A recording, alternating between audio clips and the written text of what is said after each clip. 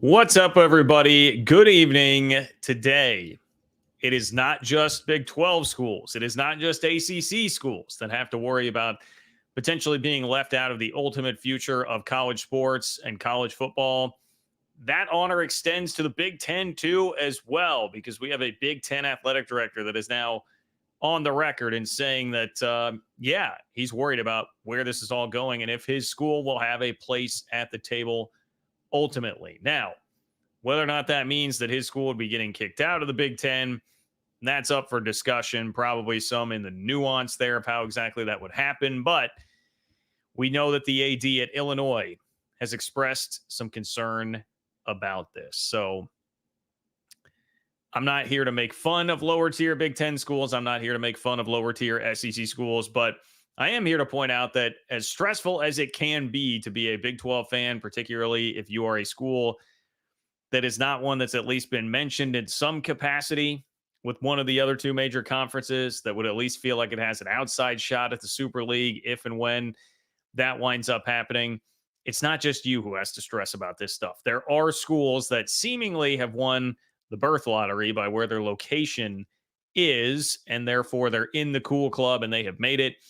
That may not actually be the case if they're sitting there thinking about it right now. So we'll break all that down, get into it on the show here today. Plus, I have to say, one of the funniest things I've seen in college sports in a long time is what happened to Texas A&M this week. However, as funny as it is, and as much as I have enjoyed kind of poking fun at the Aggies a little bit over this, it's also very, very much a cautionary tale for Big 12 fans.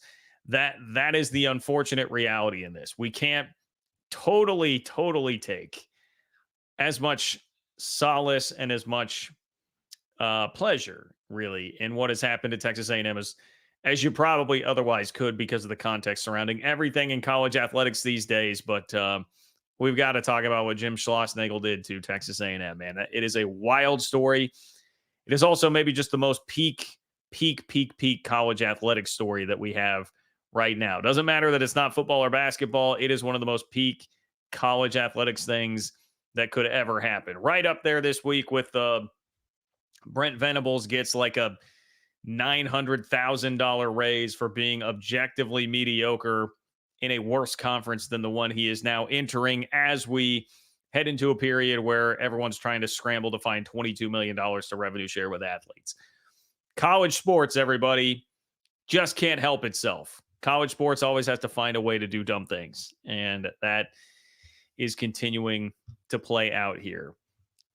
We do, speaking of college sports, have a new governance model that is being worked out. We had the commissioners of the Power Four all working together, and there is becoming a lot of consternation, a lot of people that are upset in the 28 other conferences that are kind of being left out in this whole deal. And I can understand why. It just sort of is what it is. They're not going to get cut in. They're going to have a problem getting a seat at the table for anything. The unfortunate reality is one of those things might be the NCAA basketball tournament. And that is probably the most alarming thing in this entire Ross Dellinger story. It's buried fairly deep in there, but the smaller leagues feel like they're getting cut out of this NCAA tournament at some point. And that is a total disaster if that does happen. We cannot allow that to happen. I know Brett Yormark is kind of leading the parade or certainly helping to lead the parade of adding more Power 5 teams. Power 4, I guess, is Power 5 in basketball. We don't really need that. That is one thing that I understand he's fighting for the health of the league, the betterment of the league, but I don't love that, and nobody should be touching this NCAA basketball tournament, but that may be happening. That may be happening. I see in the chat we got some Rutgers. We got some Rutgers back and forth. All right, I'm here for that. Look, you guys know, if you have been here before, very much encourage the back and forth in the chat. I encourage a little bit of smack talk. That is fine. And I love that we have this dynamic here. Keep Choppin is going to defend his Scarlet Knights if you guys come after Rutgers and all this, okay? So let's, just be cordial, but I'm okay with a little bit of back and forth there. You guys also know if you want to be a part of the show and you want your question or comment read for sure on the show tonight, you can ensure that by clicking the $ below the chat box. will attach a donation to your chat, makes it a super chat, which gets it in a separate column for me. You will make it on the show with that. So I very much appreciate everybody who does that. Couldn't do it without your support. Truly could not. And I thank you so much for supporting the channel here tonight and always. And always. And of course, John-Kurtz-4 on Venmo is another way to do that. If you're not catching the show live, you can make a donation there. And if you leave a question or comment there, I will read that to start off the next show also. That's another way to be a part of the community and be a part of the channel, even if you're not able to catch these shows live, which I understand if you are unable to. A completely free way to support the channel, whether you're watching live, whether you're not watching live, is to just click that like button. That definitely does help. I appreciate all the guys who do that. Totally free, just one click. That's all I ask of you. It would be amazing if you could do that and leave the comments underneath the video, especially if you are not catching this live. Okay. I see a congrats Vols baseball from Ron. Congrats Vols baseball for denying Texas A&M a national championship. I think I speak for virtually the entire college athletics world when I do say that. Thank you for denying Texas A&M a national championship. I don't need to live in a world where Texas A&M starts winning national championships. And unfortunately for them, we are not going to have to worry about that as of right now. Okay, well, we're going to start off with the Yates 27, who's talking about the latest video that is dropped on the channel. Make sure you go check it out. It went out earlier today. It's in response to what we got from EA Sports earlier this week, which was the top 25 home field environments, toughest places to play, in essence, in college football. It's what will be reflected in the game. And there's one Big 12 school on the entire list. Lots and lots of Big 10 SEC favoritism on this list. I feel like the Big 12 could make an argument to get another one or two there. Boone Pickens Stadium, I think, has the biggest argument. Boone Pickens Stadium is a tough place to play. I've seen a decent amount of back and forth on how loud it actually gets consistently these days. I think you could ask that of about anywhere outside of the top 5 to 10 in the country, to be completely honest right now. And the fact is, Oklahoma State doesn't lose there very often. They're 19-2 in the last 3 seasons at home. That's pretty good. But Utah definitely deserves to be the one that is on the list. Anyway, the Yates 27. Appreciate your support of the channel, my friend. Thank you. The Yates 27 says, kind of feel like West Virginia belongs in the top tier for being tough at home. Even when they suck, they're a lot tougher at home than away. West Virginia, to me, was in the A tier, but not the S tier. So the S tier was the highest tier. And for me, that was all like relative to the rest of the Big 12. So the S tier is not S tier college football wise. It's just relative to the rest of the Big 12. I don't want to spoil too much for you, but West Virginia did not make it into the S tier. They were in A tier. It's close. I mean, I debated. I think you could see on the video that I was going back and forth between, all right, does this make the very tippy top? Is it up there with Utah? Is it not? I decided not quite, but it is close. The numbers just aren't quite there for West Virginia in terms of that win-loss record at home compared to a Utah or an Oklahoma State. But it is a really tough environment. It is definitely loud. I've been there 4 times for games, so this is not a case of somebody who has not been there. I've been there for a top 15 matchup in 2012 between K-State and West Virginia, and well, that turned into, when did K-State win that game, like 66-14? I mean, it was a thumping, and it got out of hand early in the first half. But the first quarter and pregame kickoff, like that was an electric atmosphere. So I've seen Morgantown at pretty close to its peak, and it can be an awesome, awesome college football environment. It's also just a place that I love. You guys hear me say this all the time, kind of a broken record at this point, but I love how unique Morgantown is. I really enjoy the city. The setting for the stadium is great. The passion is great. It's there. We know West Virginia has an awesome fan base. There's a lot to like. It's just going to take a little bit more winning for me to get it up into that S tier. West Virginia just has not quite been on the same level as Oklahoma State and Utah in that respect. So that's how I'll defend my position. But I don't think it's crazy for you to say, hey, I think West Virginia belongs in the top tier. The other thing West Virginia has, and this is a part of what Utah has going for it, both Utah and BYU have the altitude thing, Colorado also, which can be a bit of an advantage over the opposing team. West Virginia just has the advantage of like, hey, this is a long trip. I mean, especially depending on where you're at. If you're going to be one of those four corner schools having to go all the way out to Morgantown, that's a long haul, man. And that'll make it a little wears on you a little bit more than it otherwise normally would. So anyway, Yates 27, it's a fair point. Know that it was close. And I do love Milan Puskar Stadium. Alpha Cat, what's up, Alpha Cat? Alpha Cat says, but John, schools like A&M and Oklahoma think their coaches won't leave, while schools like K-State are always worried. So I have to laugh. Well, look, I laughed. I mean, I laughed very hard. Texas A&M, to see them throw the resources that they throw around to be, in this case, their baseball program is not mediocre. They have a very good baseball program, but that's almost what makes this even funnier. But, I mean, their football and basketball programs have been relatively mid, as the kids would say. They're pretty middle of the pack, and they've spent a boatload of money in order to make that happen. And when they do it with the arrogance and flaunting that around and thinking that they are the greatest thing ever, I mean, Johnny Manziel was a decade ago, Aggies. There is some satisfaction that you can take in that. So I do not begrudge you at all, Alpha Cat. I would just also say, caveat to that, and I will expand on it more in just a moment. The caveat to that is Big 12 schools are at risk here of the same types of things happening. And you even have a couple of schools that are already in the exact same position where their arch rival, their arch in-state rival is in a Power 2 conference. A&M's, I guess, is not the same situation because A&M is literally in the same conference as Texas, and it still happened. But when you have your arch rival that's in state in a Power 2 conference, I mean, this same exact thing could play out. It very much so could play out.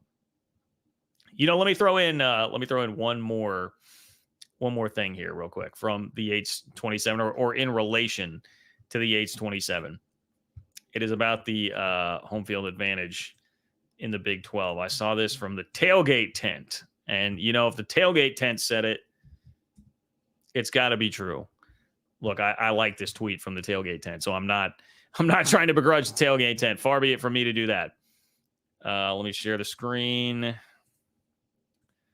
All right, so the tailgate tent said, home field advantage the last 10 years, skipping 2020, which you probably should. Fluky year. Speaking of Texas A&M, that's like the one year that Texas A&M has done anything in football since Johnny Manziel left. So it was a fluky year. K-State would be number 2. Iowa would be number 1 in home field advantage in performance against the spread. Okay, factoring in performance against the spread. How well you're performing against the spread relative to your home field environment. Wazoo way up there. You do have Ohio State, Penn State, Utah still way up there. That's not surprising at all. We're finally getting some G5 love with Navy, App State, Western Kentucky. Houston. How about Houston, who got left in the lowest tier by yours truly in that Big 12 home field advantage tweet? Iowa State makes it into the top 25. Looks like that's it. Looks like that is it. Vegas has overcorrected on these notable. A&M, Oregon, Tennessee, Texas, and Florida. So take it for what it's worth, but that's at least one metric that would tell you that the Big 12 is a little bit stronger in the home field advantage than what NCAA 25 has put out there. So you got 1, 2, 3, 4. You've got 4 Big 12 schools that make it into the top 25 there when you're factoring in performance against the spread home and away. And look, you got to factor in a lot of things. It can't just be that. I understand. NCAA 25 did go with a mix. I'm not going to lose my mind over this. I know it's like it's striking while the iron's hot, right? This is the time where we all want content. We need content. We need things to argue about. We're getting itchy. It's been a long time since football season. This is the perfect time to just float that out there and watch people debate it and get your logo, if you're NCAA 25, all over the Twitter sphere even more. So great work by them. Great work by them to put it out there. I'm just not going to lose a ton of sleep over it. I thought it was interesting, though, to then take the Big 12 schools, rank them. So make sure you check out the earlier video from today on the channel as soon as the live stream is done tonight. Let's get to Josh Whitman, who is the athletic director at Illinois. Got a tweet to bring up for you. So Josh Whitman, as I said, athletic director at Illinois. He spoke to Matthew Stevens, has this. All right. Matthew Stevens from Illini Guys. Is Illini athletic director Josh Whitman constantly thinking about avoiding Illinois being left out of a future power conference consolidation Super League? Yes, without a doubt. I think we talk about that extensively here. I'll be honest, like that was a little bit surprising. I certainly appreciate the candor from him on this, and it's not surprising to me that this is talked about. I think everybody would be wise to not rest on their laurels. If you don't have one of those top, like guaranteed 15 to 20 football brands, you've got to at least be a little bit worried. Heck, even Florida State and Clemson should probably have like at least a twinge of that. All right. A twinge of that. Like, are we 1,000% sure we're going to have a landing spot here? If you're not one of those schools, you got to worry about it a little bit. But I haven't really seen this put out there publicly by one of these ADs, really. Maybe I'm just missing it. I mean, maybe somebody at Vandy has come out and said something. Maybe somebody at Mississippi State has come out and said something. I don't mean to rip on Mississippi State too much, but that was the most frustrating entry in the top 25 of EA's top 25 toughest places to play. I have been. It's Davis Wade, right? I've been to Davis Wade Stadium. I mean, it's fine. They've got noisemakers. That helps, but it's okay. Pretty average, I thought, as far as a home field advantage. Anyway, I digress. If you are Illinois, if you're Indiana, if you're a Northwestern, like, what are you thinking right now? What are you thinking right now? And Josh Whitman confirmed they're thinking like, hey, man, we got to be worried here. We got to be worried. And I think a lot of this conversation has always gone back to when we're talking about these types of schools, people always want to talk about, is it that they'll get kicked out of the conference? Is there a concern that an Illinois, Northwestern, Vandy would just get kicked out of the conference? I don't think most people have ever really subscribed to that theory that it would go down like that, because people do bring up, hey, I mean, there are a lot of relationships here. There is tradition. This is just not something that really happens. And while I will always give the caveat, like, we are living in different times. These are truly different times in the college sports world. It doesn't matter what used to happen. The Pac-12 was an institution in the college athletics world for 100 years, and it's gone. It's done just like that. It is officially gone right now. So you can't rely on tradition and what has happened in the past with this stuff. You just can't. However, in this case, I do think because it's avoidable enough, I would tend to agree. Like, you're not going to see anybody actually kicked out of a conference. So I'm not here to say that Illinois is getting kicked out of the Big Ten, but it's framed up pretty well in that tweet where it comes down to more like, will you just be squeezed out of a Super League? If it really gets to the point where SEC and Big Ten schools are feeling financial pressure for whatever reason, like, I don't know, maybe it is the Big 12 goes private equity and is able to really catch up, and the Big 10 and the SEC are looking around like, all right, well, we got the powers that be in those conferences, the Ohio State, Georgia, Alabamas of the world, are looking around saying, well, we've got to find a way to keep our edge over these schools. We need more money to do it. That's when it would be, all right, well, then let's just consolidate this thing. Let's go to the Super League. The story later on is about how Power 4 schools, really, because it's the basketball only schools that are going to be in trouble here too. Power 4 schools are getting an added governance structure. They'll be able to govern themselves. They'll be able to start pulling away already. The NCAA, as irrelevant as ever. I mean, you're already seeing some building blocks here that could lead down the road of, you just go do your own thing in a Super League. That's already been basically threatened by Greg Sankey with the college football playoff structure. It's already been out there and reported that they thought, there have been discussions, like they have thought about, do we just go do our own thing? We know that that's already rattling around in their brain. So that would be the way that it goes. That would be the way that it goes. Justin, I do agree with you guys. Justin has nailed it. You would just not get the invite to the next thing. And the next thing would come faster, perhaps, than it would otherwise, if the SEC and Big Ten schools are really feeling the pinch and feeling like they need to get that extra money. That's how it would go down. It's a cleaner way to do it. It's frankly probably for them in order to achieve what they would be trying to achieve through that, it's probably the better way to go for a number of reasons than just trying to kick schools out. Just say, we'll start our own new thing. Everything's so new anyway. It would kind of need its own new structure and governance probably. So just do it all new. Do it all new.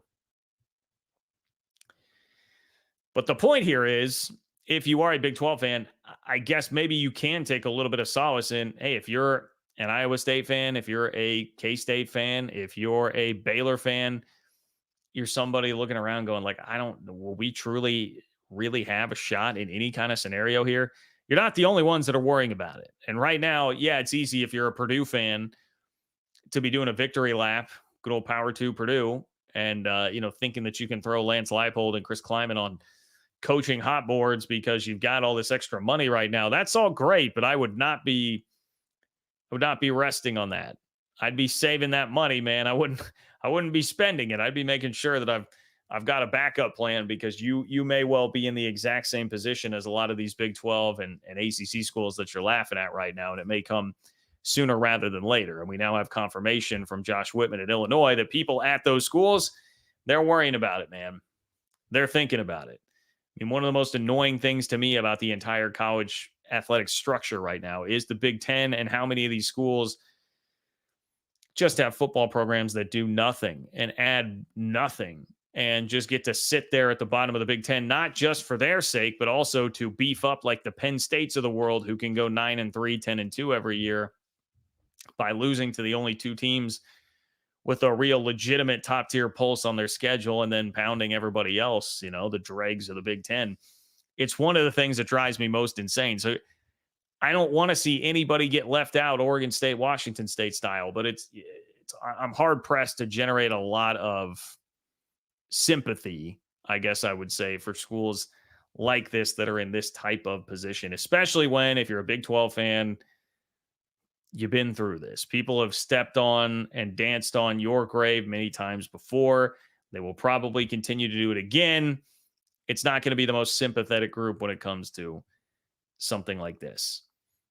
And eventually, maybe all this gets down to, John Wilner has kind of predicted that it gets down to individual schools doing individual TV deals, not a conference, but eventually, maybe they do form the Super League, but then, I don't know, at some point you have like Ohio State looking around like, we can make more money by just individually negotiating our TV rights as opposed to doing it in any kind of conference or group. And then it really is just truly the haves and the have-nots. And maybe even some of those more like middle tier SEC and Big Ten schools start getting into trouble there. So that's the road everybody is going down right now.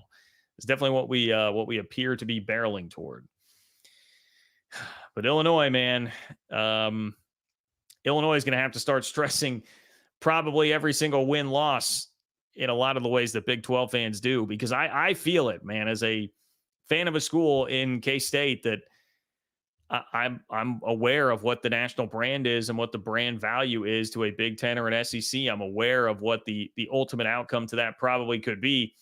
It's pretty terrifying then, and it affects you much differently than just a typical win or loss would have like 15 years ago, right? I think back to those days, and I was certainly living and dying with every win or loss, but there was never any existential threat.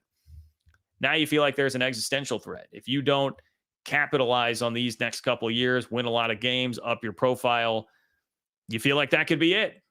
And I think in some ways that is realistic. Like, it could be it. So welcome to that sort of stress, Illinois. Welcome to that sort of stress, Purdue. Welcome to that sort of stress, Vandy. It's also why, kind of the tone around this Josh Whitman piece, it appeared, was like, yeah, we've got to really invest in football because we can't get left behind. Like, we need to be upping our profile as much as possible. And he did have a long quote about Brett Bielema. I remain so bullish about where the football program is headed, so confident in the leadership that Coach Bielema continues to demonstrate. To be able to go 500 in the regular season over the first 3 years of his tenure, we all understand our aspirations are higher, blah, blah, blah, but it's a springboard for where the program can go. So he seems to be confident in Brett Bielema. I don't have a real strong opinion one way or the other on Illinois. It does seem like what he's done has been fairly solid work considering what Illinois has been, but I don't know if Bielema is the guy that's going to elevate it to the levels that they need to, especially now that you're coming into a Big Ten where it just got tougher, man. If you're one of those schools, it just got tougher. I mean, there's no more Big Ten West to just be able to coast on through. And now you have Oregon in the conference. You got Washington in the conference. USC is in the conference. It got more difficult. So maybe let me flesh this one out. Is there an argument that if you're a Big 12 school and you could go through and like say, hey, maybe there's a better chance of ripping off 3 playoffs in 4 years here over the next 4 years and feeling ultimately better about your standing and how much you could up your profile than if it were the opposite and you were in the Big Ten and you're in a better conference now, you do have more resources, but it's going to be way harder to cut through that noise and get up there high enough to actually make a playoff appearance. I don't know, man.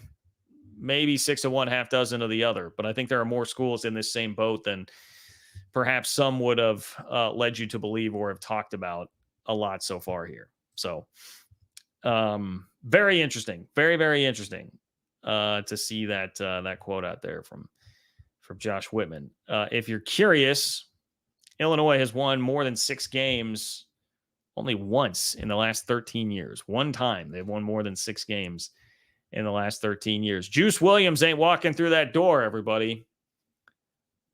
Rashard Mendenhall. Did Rashard Mendenhall play on good teams? I can't remember if he actually played on good teams or if he was just a stud that came out of Illinois. Either way, Ron Zook ain't walking through that door. Hello, Florida fans. Ron Zook ain't walking through that door. All right, click the $ below the chat box to submit a super chat. That is the way to guarantee that you make it on the show tonight, just like the Yates 27. Appreciate you, my guy. The Yates 27 says your breakdown is still good. Anyone else having trouble with their keyboard typing when they super chat? Mine's been screwy for months. Yikes. Well, I don't want it to be tougher for you guys to do that. That certainly is not good. I'm sorry to hear that. Hopefully, did anybody share any feedback with you on that? The Yates 27. I'm not seeing much. Yeah, sorry about that. The Yates 27. If you have difficulties, you can always go the Venmo route or DM me on Twitter. We can figure it out too. If you DM me on Twitter at JLKurtz on Twitter, that's certainly a way to take care of it as well. So appreciate your support, the Yates 27. I really, really do, as always. Tifandia. Appreciate your support of the channel, first of all. Tifandia, which is a better bullet for the Big 12 to have dodged? A financially bankrupt Oklahoma or a morally bankrupt Texas that makes everything around it worse? Have fun, SEC. Yeah, I didn't get too deep into that Oklahoma story, but I saw Texas and Oklahoma Twitter fighting over the story about Oklahoma having some real debt issues.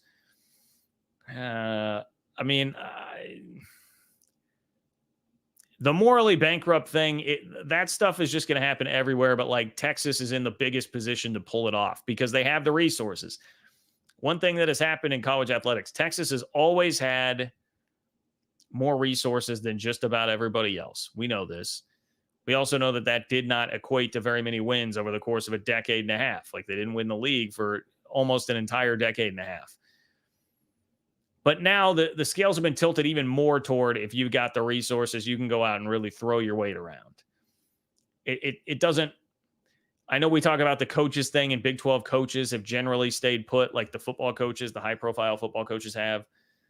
But we are entering a world where it's just going to get easier and easier to money whip people and money whip coaches into coming to your program because there's going to be a $30 or $40 million difference in resources. And that's not exactly what this was about because Texas A&M has plenty of money and plenty of resources. Some of this is CDC, who is, about as cutthroat, cold-blooded as it gets as an AD right now in the way that he's operating at Texas. So that's some of it too. But I would say that I fear if you are a Texas hater, if you're somebody that doesn't like the Horns, I am certainly in that category. It's tough. They've got the football thing going. They're going to have way more money. They're now an SEC program. They're going to be able to do this to a lot of people. They've already done it now to Texas Tech and Texas A&M. They're doing it to the people closest to them in the state. It's an unfortunate reality that you are going to have to deal with. So I think Oklahoma, it was like Oklahoma was a little less of a pain in the ass to deal with, and they won more consistently. So my answer would still always be I'd rather have Oklahoma there than Texas. They are just less, I mean, is high maintenance the right word? It's just like they're easier to deal with, easier to be around, and they actually pulled their own weights throughout the entirety of their time in the Big 12. So that's my answer, Tifandia. That is my answer. I appreciate your support of the channel and the question tonight. Zach, what's up, Zach? Thank you, my friend, for your support. Zach says, thanks for not forgetting Cincy in your stadium vid. Yeah, so I explained it in the video, but if you saw what happened, you just import these logos, and there was a background to the Cincinnati logo, but for some reason, like half of them, when it comes into the tier maker thing, sucks the background away. So it was a black logo, and then it was on a black part, like a black bar down below where it was resting. So it was just camouflaged. Like I couldn't see it. And then I got done and I was like, wait, I didn't do Cincinnati. Where did that go? And then I figured out what happened. So we made the emergency edit there, and I tried to give Nippert its proper due and its proper respect. So thank you for hanging with me on the video, even though it may have appeared for a time like Cincy was getting left out a little bit there. Should you go see Cincy at Colorado this year? Feels like my one shot to see Dion before he implodes. I'm going to say, Zach, if you have the financial means to do it, I would say very much so. Go do it. And not even really because of the Coach Prime factor, but Boulder is a gorgeous place, and there are so many options. If you want to go hang out in Denver the day before, I mean, you can build an awesome trip around there. I really do adore Denver and surrounding areas and the mountains. Especially if you're getting there in like spring, summer, fall, as long as it's not winter and there's tons of snow everywhere. So I guess it depends maybe somewhat on where that falls in the schedule. But I love the hiking. I've been going to Denver. That used to be our family vacation every single year growing up. So I've been to that area. I've been to Boulder many times. We would always take a day trip there. It's a cool place, and it's just a gorgeous place. And it is a cool stadium. Folsom Field is pretty scenic. It's just old, and I haven't even been there in a decade. But it was like old when I was there. Maybe there have been extensive renovations and it's much better now. So that's perhaps me speaking out of turn a bit. But it's cool. And it definitely, say what you will about what Colorado has been for a while, which has been the worst Power 5 program in America before Coach Prime did show up and make them a little bit better. But there's some legitimate history there. And it's a cool place. I mean, when I was growing up, that was a really intimidating, tough place to go play. And that was a great program. So I would encourage it. I think it's a cool road trip. It's a cool place. All the Utah fans that were not happy about losing, trips to LA and trips to Autzen, trips to Seattle with what they lost in the Pac-12. That's one place I would definitely encourage going for that reason. Like, it is kind of still a cool college-ish town, but then also it's just like a really scenic and cool place to be. So I would suggest it, my guy. But appreciate you. Thank you for your support. Much love to the Bearcats. I'm gonna see. I see James asked, which game did you watch in Starkville? I watched K-State. I covered the K-State Mississippi State game in 2019. So the Garrett Schrader get helicoptered up in the air on fourth down game that K-State won there in Chris Kleiman's first year. That is it. I see. Not burnt orange. This is a Chiefs Super Bowl shirt. This is actually an outdated Chiefs Super Bowl shirt because it says 3-time Super Bowl champion Kansas City Chiefs. And as you all know, the Chiefs are back-to-back defending Super Bowl champs. They have won 3 in the Mahomes era, and they have won 4 overall because we do not forget about Len Dawson here. So 4-time Super Bowl champion Kansas City Chiefs. That's a tough thing. As a Chiefs fan, you can't buy any gear without it becoming outdated because they just keep winning. It's a tough life. It's a tough life we lead. Cat Fan in Huskerland, a.k.a. Daniel Osborne. What is up, Daniel? Great to see you, my friend. Thank you for being here. Daniel says, traveling back from Texas, explored the Austin music scene yesterday and Sunday with a long-lost friend that I haven't seen since 6th grade. Hope your AC is working fine. Yeah, hey, thank you for that. First of all, much as we do not really love Texas here, Austin is very cool. Austin is a cool place to go. back in my younger days, I definitely spent plenty of time on 6th Street when we would go travel there, but it's a very cool city, definitely a city that's exploding, and it does have a lot of culture. I would love to go to it's not Austin City Limits. What is the like music festival that's down there? Like 96.5. They would always go for that. Why am I spacing on the Austin Music Festival? Hang on. South by Southwest. I would love to go to South by Southwest sometime.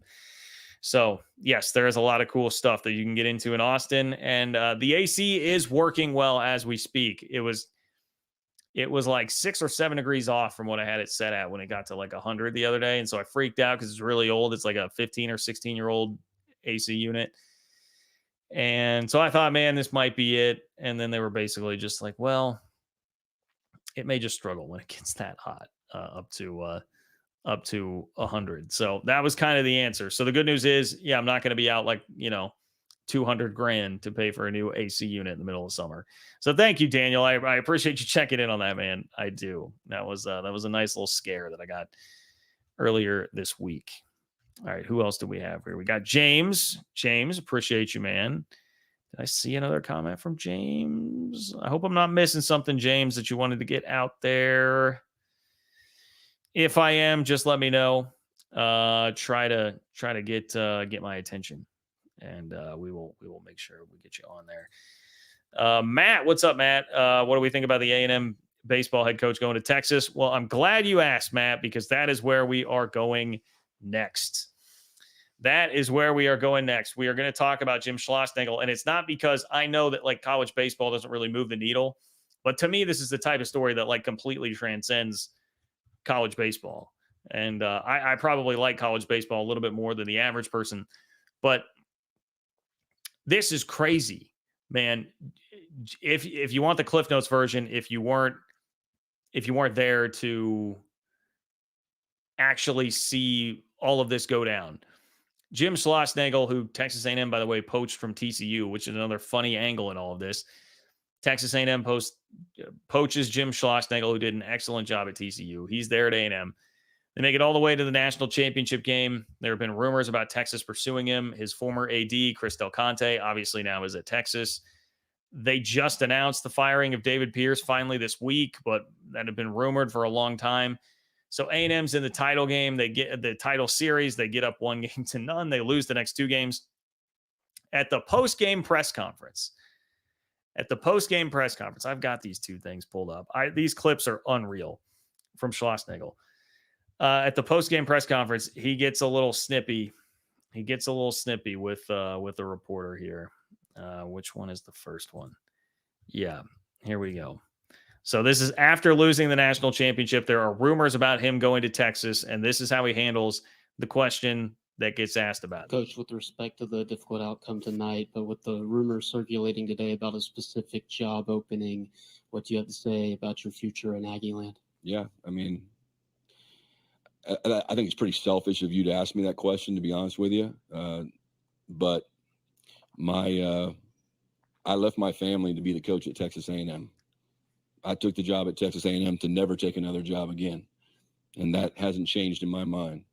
And that's unfair to talk about something like that. That'd be like you asking Montgomery if he's going to sign in the draft. But I understand you got to ask the question. But I gave up a big part of my life to come take this job, and I've poured every ounce of my soul in this job. And I've given this job every single ounce I can possibly give it. So write that. Coach, thank you very much. Ugh. Dude, I hate that. It makes you cringe now knowing what happened after that, because it's not just, hey, that was selfish. It's then to finish it with that flurry, like, write that. I poured my heart and soul into this, everything. The guy within 24 hours is announced as the head coach at Texas. Like, which means that was already done. I mean, that doesn't come together and just you snap your fingers in 24 hours and you're the head coach of Texas, especially when you have a pre-existing relationship with the athletic director. We know what happened here. And I think I saw Kendall Rogers, who's one of the best experts in college baseball, say that it sounded like it got done like a couple weeks ago, maybe before their regional had even started. So, the Texas A&M conspiracy theory said it was like happening during the championship game. And some of that's probably a little far-fetched. It sounds like it was just done kind of before they got to the postseason. But either way, really gross, crappy way to answer that question, especially when you're a coach. I'm sure he does, like all coaches do, that preach accountability and, all this stuff. And everybody always just has a problem with the kids and how they handle themselves in the transfer portal and all this stuff. I mean, there are a million angles to this story. It's just like, the coaches just can't help themselves either. And to just be, I don't know, so pompous about that thing. I hated that. And then you have this exchange today. This one's a little longer, so bear with me, but he's introduced as the head coach at Texas, and he gets asked about all this. Texags.com. Welcome. Thank you. Coach, on Monday night, you said that you went to Texas A&M with the idea of it being a last job. And then you said that your mind hadn't changed beyond that. So number one, what changed? And then number two, what would you say to those Texas A&M people that supported you that feels like that you intentionally misled them?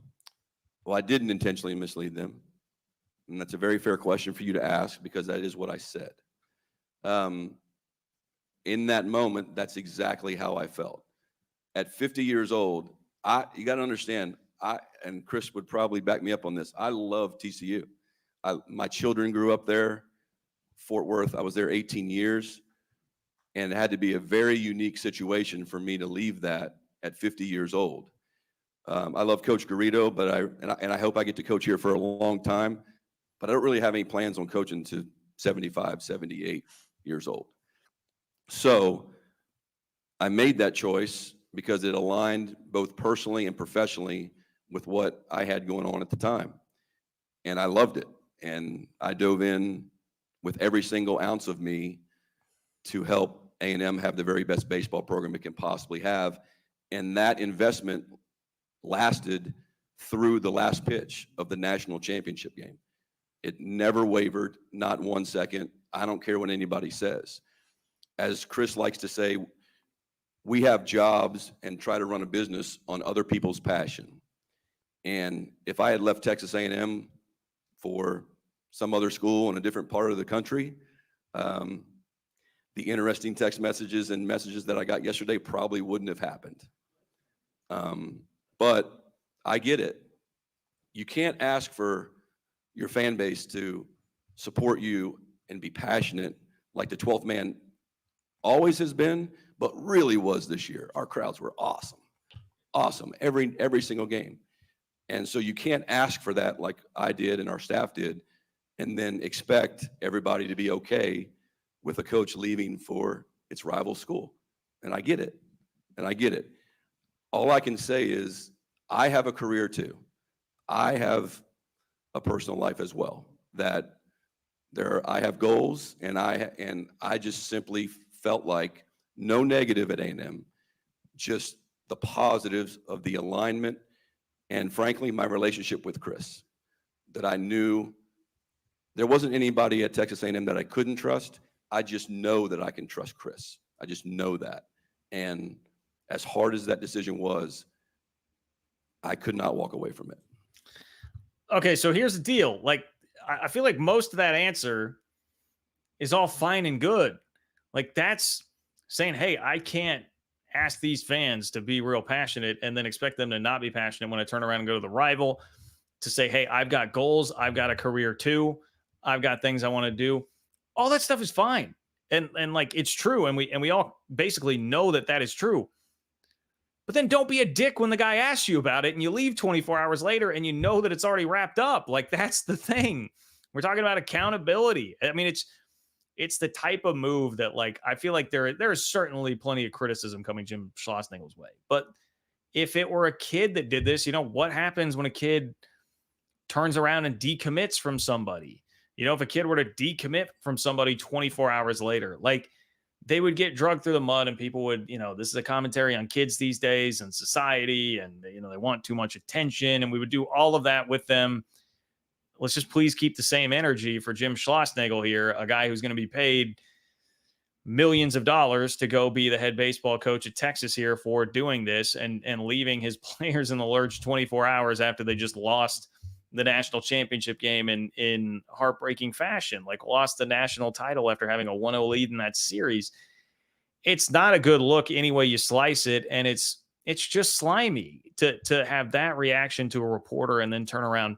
It's none of that is good. And I feel like there was not enough accountability there. Maybe an apology for the way that you handled that after the game. How about something like that? You know, I mean, it very frustrating to me the way that Jim Schlossnagle handled this. And we could do a lot of content just based solely on that. But that wasn't even really the reason that I wanted to bring this up on the show today. I wanted to turn it back around into what about the Big 12? Like, what does this mean for Big 12 teams moving forward? Because it is hilarious. I mean, do not get me wrong. It is hilarious to see this happen to Texas A&M. I have no love lost for the Aggies, for the unbelievable. They have so much sense of self-worth and importance in the college athletics world. They perennially underachieve. They throw money around and think they can money whip basically anything into happening except for winning. So there's no love lost for the Aggies at all. But the danger is like more of this is going to happen in college athletics. And this is not, I fear this will not be a totally uncommon thing. And we have seen it before. I mean, look, I know all my viewers in Lubbock, Texas are like shaking their heads. I love that GIF. Is it James Franco? Who is it that's like on a pirate ship and like they're both guys have like a noose around their neck or something and they look at each other and they're like, first time? You know, I mean, no, that's how Texas Tech fans are feeling right now after they experienced this with Chris Beard and Texas Tech. But now this is even within the same conference. You know, I mean, we're just in a world where the powers that be, like the concentration of power, it will continue to trickle up and up. And I mean, we're talking about like the top 5 to 10 are just going to be able to do this type of thing to damn near anybody, it feels like. And this is, it's not a good thing for the sport, man. It's the whole enterprise is just very much on this rocket ship to the top where the people pulling the strings will be like the top 5 to 10 really in all of this. And yes, there are going to be more teams than that actually included in whatever the final end game of this looks like. But make no mistake, there are more levers being pulled to allow the real powers that be to have more power in all sorts of situations. And this is just, to me, like a microcosm of the system that has been built right now. Like this is a symptom of the big problem in the ecosystem that college athletics is right now. Yeah, I mean, I hated it when Trace Ford went from Oklahoma State to Oklahoma. Now, then Trace Ford did lose Bedlam, which was a pretty fitting ending for all of that. So congratulations to the Pokes for getting the last laugh on that. But like, I hated that, you know? I mean, if you're looking at this as an Iowa State fan, if you're looking at this as an Oklahoma State fan and laughing too much, I mean, look, I just laid out an example there of Oklahoma State. You've got an in-state rival who's in a Power 2 conference. Iowa State, you've got an in-state rival who's in a Power 2 conference. This type of thing could very, very well happen to you next. And anybody, really, but especially the added pain of it being like your in-state heated rival. If you are somebody else in the state of Texas, we outlined the Texas Tech thing. TCU lost Jim Schlossnagle in the first place to Texas A&M. You know, the school that could, in that situation, kind of money whip it and throw around more resources. It just sucks, man. It really does suck. Like, as funny as it is, it's great for content. Texas A&M is talking about suing people. You know, TexAgs is just delivering a wealth of incredible content. Just go follow Message Board Geniuses is probably the best way to get the cliff notes on that on Twitter. But it's not a good thing for really anybody involved that this is going to happen.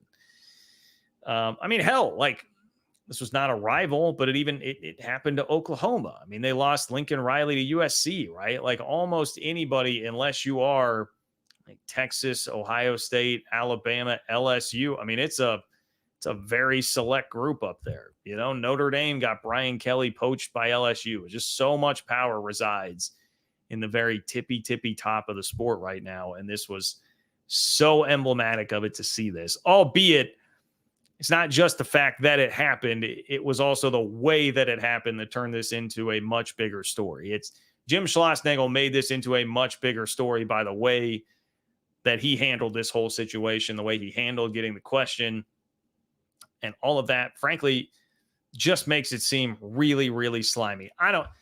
Chris Del Conte was like proud to tweet a picture of him parked next to a cemetery because he, on Tuesday after A&M had lost, like he went and hid out basically by a cemetery so he wouldn't be seen in College Station when he went to go finalize the deal with Schlossnagle. Like it just, and then tweets the picture like this is something to brag about. It sucks, man. It sucks. And I get it. Texas fans will come in and, hey, CDC is a killer, cold-blooded killer. He is. And that's what Texas needs. Like they're in a position where they've got the resources. They're going to try and throw their weight around. Like that's what you want. But that doesn't mean that it's really good for anybody involved here. Except for Texas fans in the short term. That's it. So I don't know. I don't really like much of any of this outside of a few laughs that we get to have at the Aggies' expense. But let me know what you think. You got about 10 minutes left on the show here. Click the $ below the chat box in order to get on the show. Guarantee you get on the show. Drop in a super chat. Like the video. Would really appreciate it if you like the video. Totally free to do that. And John-Kurtz-4 on Venmo if you want to support the channel that way as well if you're not catching it live. And if you leave a question or comment there, I will kick off the next show with your question or comment. Shane, nice clickbait on the thumbnail. I'm trying to remember what exactly the thumbnail was. I have an explanation ready to go for all this, but I was going to double check what exactly the thumbnail was. You can type out thumbnail too. I had to spend like a solid 30 seconds there as I was talking, trying to figure out what TN was. Live. What did I say? Did it say ditching schools? Ditching schools. All right. Well, yeah, you could fight me on the technicalities of that. I would say the powers that be in the Big Ten are potentially ditching schools here, and that's what we were talking about. But I got to let you in on a little secret about how this game goes, man. If I don't make it interesting, not nearly as many people will click. That's just the name of the game. I don't go over the top with it. You can certainly find that in some places, going too over the top with titles, particularly because I think title drives it more than thumbnail, but they both play a role. And you can find stuff that goes way over the top and is not delivering on that. I would make the argument that I did deliver on the premise of what the video said in the title and thumbnail said that it would be, but you got to package it in a way that's going to make it the most interesting to the viewer. Like what sounds to be the most, oh man, I really need to click that and hear about that. Or else people just won't do it. It's the world it's the world that we live in right now. I like to have this stuff reach more people. And I also, I work PR as a day job. So like, that's basically what I'm doing all day when I'm sending out pitches to people. You have to find the most interesting angle and make it sound as interesting as possible to attract someone's attention. And then you can decide if you want to stick around and listen to the rest of it or not based on what the premise actually is, which I gave it pretty soon after the video started. So that's just the game, man. That's just the game. So if you don't want to deal with any of it, that's fine. But I'm going to continue to try and make it seem as interesting as possible to entice you to come watch the video. Like there was a creator the other day I heard say like, people will say, oh, clickbait, clickbait title. And he's like, yeah, you are baiting a click. Like I can't roll this video out there and call it Conference Realignment, College Football Talk, 6/26/24. Who's clicking on that? Like nobody I don't want to, that's very boring. I don't want to do it. So that's how the sausage is made inside baseball, whatever you want to call it. Like that's how it goes. That's how it goes. And I think about these long and hard and I try not to overstep bounds and go too crazy on that stuff. I think this one's pretty defendable, but you can have your opinion. That is completely fine. Hank, what's up, Hank? Appreciate you, man. Thank you for being here and your support of the channel tonight. Hank says, John, This is a little unrelated, but I would love for you and Cole to do the live X/Twitter post-game shows after cat games. Probably a little easier said than done, but I love your post-game immediate reaction. All right, Hank. Well, I gotta, first of all, I do really appreciate that. I gotta be on the note of what I was just talking about. I gotta be the businessman here. We did, when we could last year, do post-game reactions to football and men's basketball. It didn't always work out. It was kind of when we could with our schedules. But the way we were doing that was through the Patreon page. So patreon.com/3maw. That was a part of the extra stuff that we were offering there. So if you want to do that, patreon.com/3maw, it's $5 a month. You'll get a lot of bonus audio content beyond there. Cole does write-ups, and you get access to our Discord, which is a really cool community. So there's a lot of stuff that you can get with that. That's how we've been doing it. Although I was on the phone with Cole like 2 hours ago, and we were talking about maybe doing more post-game on the main KCSN YouTube channel. So there will be ways to get it. It's just not going to be on Twitter because, quite frankly, we can't monetize the post-game reaction shows on Twitter the way that we can on YouTube. So that's the long and short of that. But we are definitely going to be making those available as much as possible. And some of them may well be free this year too. So anyway, love that you love that. The reaction shows post-game are really, really fun, especially after some of the big K-State wins and when Cole's been drinking whiskey and, K-State beats Oklahoma and he starts talking crazy. Those can get pretty fun. So appreciate you, Hank. Thank you for being here. Thank you for your support. Boy, David. All right, David, I'm trying to remember where. You might have to remind me, David. What is this? David says he said that to get $5 million added to his contract. Was this? Are we talking? I guess we were talking Schlossnagle at that point. So you're saying Schlossnagle's quote was to get $5 million more in his contract? I mean, I guess if that's the case, I would hope that who was it earlier? Shane. I would hope that Shane comes after Schlossnagle with the same fury there, like, oh man, this guy just saying it to get the $5 million extra dollars. Still feels a little slimy. I don't think that would change the point that it seems a little bit slimy to do that. David, A&M to the Big Ten because of baseball. Now that is funny. That is a good point because that was definitely out there from Texas A&M fans. And it's not the first time I've heard it, by the way. When Texas came into the conference, you got a lot of that from A&M fans being like, hey, we left, they call them the SIPs, right? We left the SIPs behind. We went to the SEC, and now here they come, and they're going to ruin everything for everyone, including us, and everyone's going to see it. We need to just go to the Big Ten and leave them so that we're not having to deal with this. Yeah, you're definitely getting some of that from A&M, and it is very funny to lay it out the way that you did, where you're like, man, this is all because of baseball. Like, because of baseball, Texas A&M might consider leaving the conference to get away from Texas.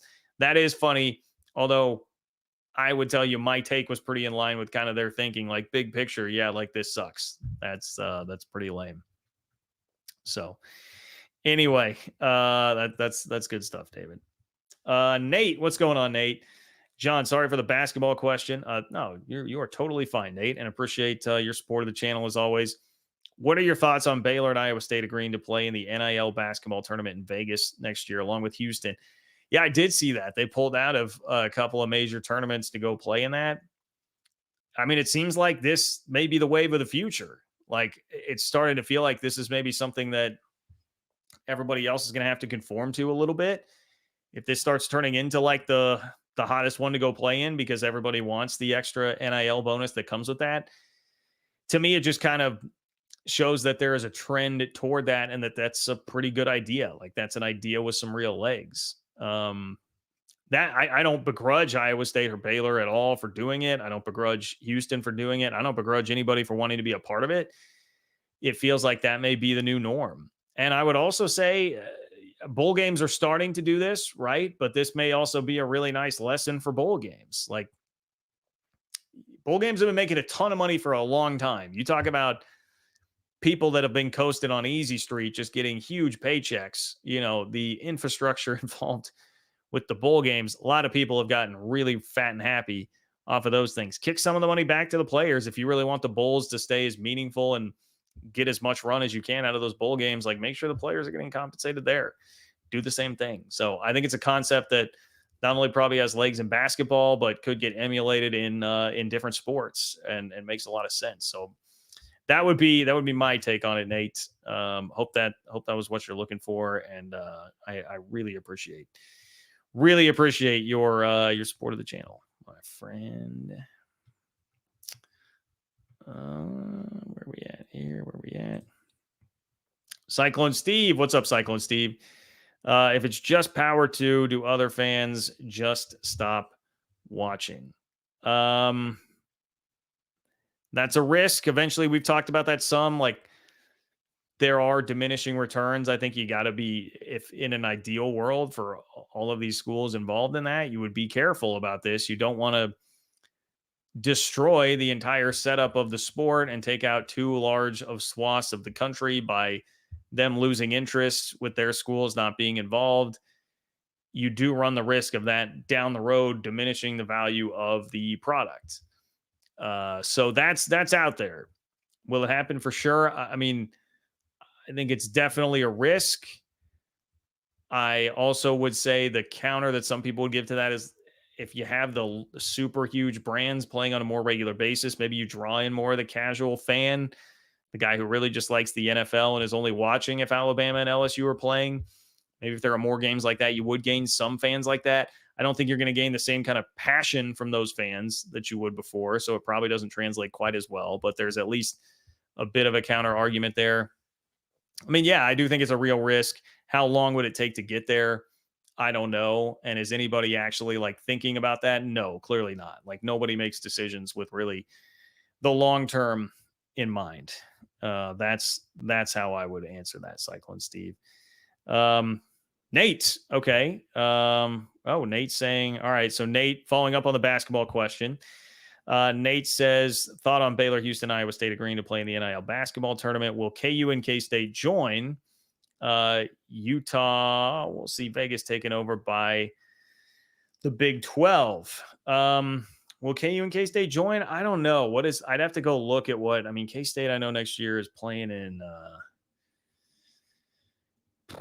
one of the islands. Are they in like St. Thomas? I should know this. This is bad. And then Kansas, I don't know where exactly Kansas is at. I would say Kansas is probably in a position where like they don't need to be the front runner on any of this. They can wait and watch some of the other schools go and do it and see how it goes. And they have the benefit of sitting back and looking and then like, all right, if this really is turning into the thing and like this is the best thing to do and this will get the best exposure with the best opponents, then Kansas will be like, all right, we waited, we saw how it worked, you showed proof of concept, we'll go. Like, Kansas doesn't have to be an early adopter on anything because they'll be able to have their pick of the litter and go wherever it is that they want to go. Like, everybody will want the Jayhawks there. And I think like Jerome Tang's a pretty, he's a pretty player friendly, conscious guy who's all about the branding for sure. They really hyped up the fact last year. They took on that game against USC at the beginning of the year last year that was televised on, I think it was TNT. It was like TNT or TBS, one of the two, and had some of the elements of like their NBA broadcasts in it. And they really wanted to milk that and do that for the exposure. So again, if it becomes the real hip thing to do, I would not be shocked at all to see Jerome Tang try to angle to that. The 8's 27, you said long and hard. I did. And as I said it, I was like, someone's going to get me. Someone's going to get me with that one. Someone is going to get me with that one. So thank you, the 8's 27, for being the one to do it.